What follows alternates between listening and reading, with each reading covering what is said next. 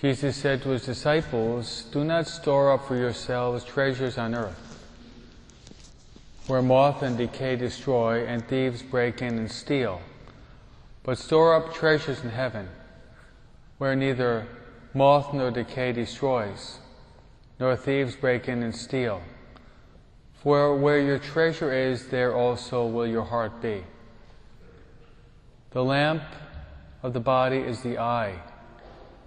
If your eye is sound, your whole body will be filled with light.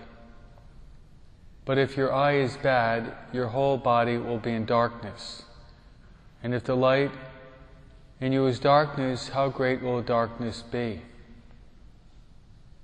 The Gospel of the Lord.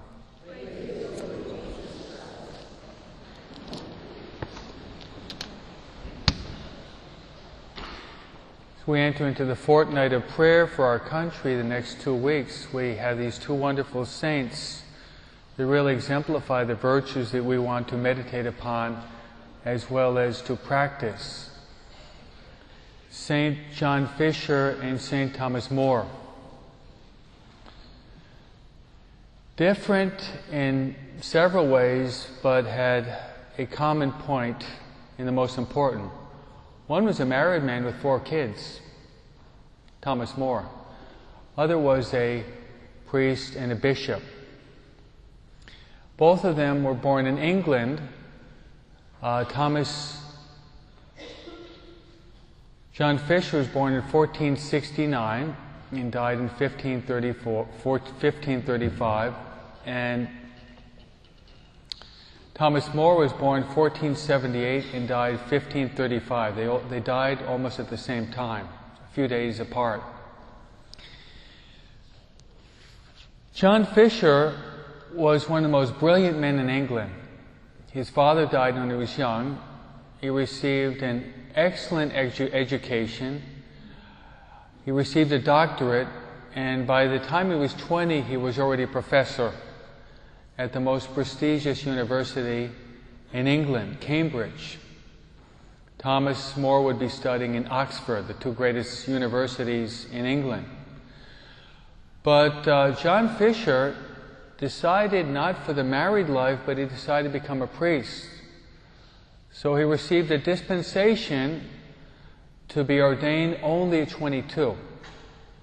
So by the time he was 22, he was already a priest, dedicating himself to God, and he was already elected as vice rector of the University of Cambridge. He was known by the king, known by the queen, and he became the spiritual director to Margaret, who was the mother of the king. And she donated a lot of money for him so that he could buy a lot of books for the University of Cambridge. When he was only 35 years old, in 1524, he already became a bishop at 35 years old. And he was placed over one of the poorest dioceses in England named Rochester. Immediately, he took his responsibilities seriously. He's a man of deep prayer, a man of great penance, fasting, a mortified life. And he took upon himself not to stay in the chancery, but to go out to visit the parishes. Very much like what a bishop would be doing the same thing in Italy at the same time, whose name was Charles Borromeo, would be chosen to become the Bishop of Milan, which was the biggest diocese in the world in that time. So he visited the parishes and encouraged the priests. He taught, he preached, he corrected at times. And his favorite pastime was reading. He liked to read. He was an intellectual. So a lot of the free time that he didn't have too much, he'd be reading and writing. News reached his ears that in Germany there was a rebellious monk whose name was Martin Luther. Not Martin Luther King, okay? Martin Luther, who was rebelling against the church and decided that he was going to separate himself from the church. What did John Fisher do? He wrote 4 volumes defending the position of the church, writing against the attacks of Luther. 4 volumes. And don't forget, he's a bishop now. Busy bishop, attending to his responsibilities as a bishop, visiting parishes, encouraging priests, and he loved the poor. That's a common denominator of the saints. Loving the poor, helping out the poor, striving to help out the poor. And in one of the synods, he was very outspoken. He spoke out against the worldly ecclesiastics of the time. And many of the ecclesiastics would be seeking a position of honor to be a priest, a bishop, simply because of vanity. And he pounded out against that. And then the culminating point happened when Henry VIII, who really admired this man because of his brilliance, his humility, his strong faith, his discipline, he really admired this man. But Henry VIII eventually got tired of his wife, and he fell in love with a younger woman whose name was Anne Boleyn. And what Henry VIII tried to do was to get this man, John Fisher, as well as Thomas More, who was the chancellor, who was the second most powerful man in the country, was Thomas More, the chancellor, to get these two men to support his divorce. All the other bishops in the country supported the king. How sad. All the other bishops buckled under pressure.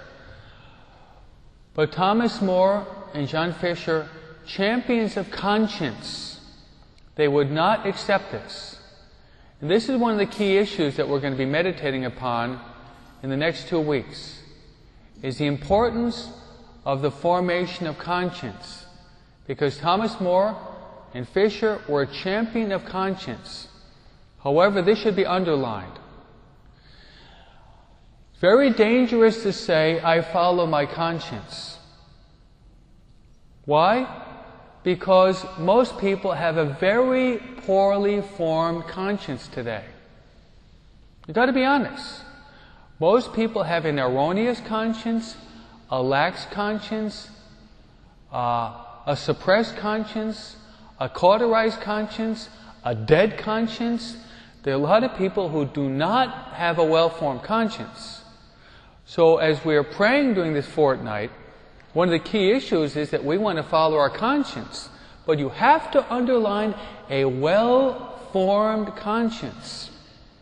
Even you people that go to daily Mass, hey, you got darknesses in your conscience. You know you do.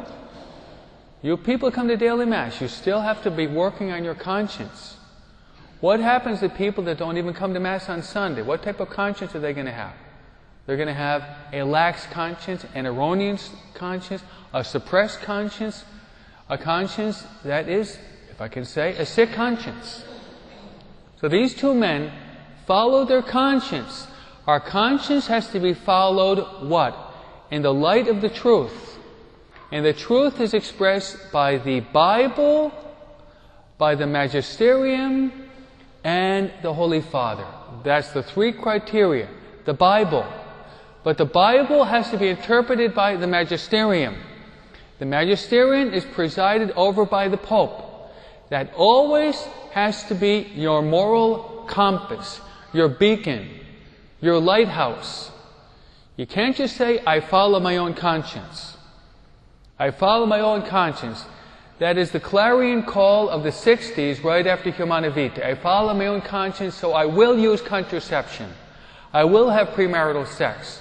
I will not go to Mass because I'm following my conscience. My friend, you got a lousy conscience. You got an ignorant conscience. Therefore, when we talk about these two men as champions of conscience, it's always in the light of the truth. And the truth is expressed by the Bible, and the Bible is interpreted by the Magisterium and the Pope. You have to understand that. Because saying following your conscience is only half of the clause. Only half of the clause. The clause has to be finished by saying, in the light of the truth, which is the Magisterium and the Pope. Otherwise, that phrase is very dangerous. That scares me, that phrase. So what happened? Both of these men were about 9 years difference. John Fisher's older. They're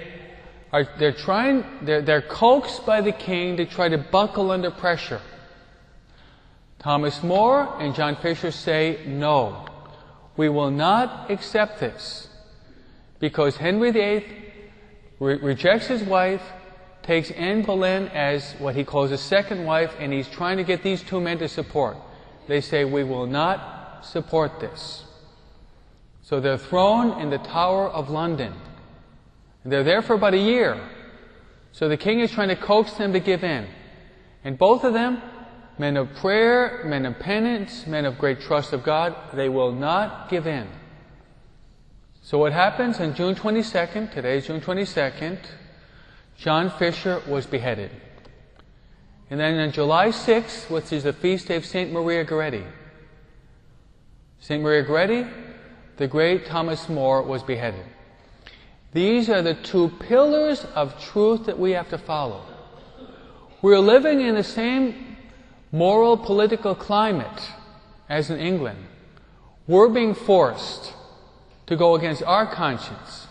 We cannot accept a bill that is going to be forcing heads of hospitals and corporations and businesses to provide contraceptives for women, abortion for women, sterilization for women. It is wrong. And like Thomas More, like John Fisher, we have to stand up for the truth. We have to love the truth and be willing to die for the truth. Amen.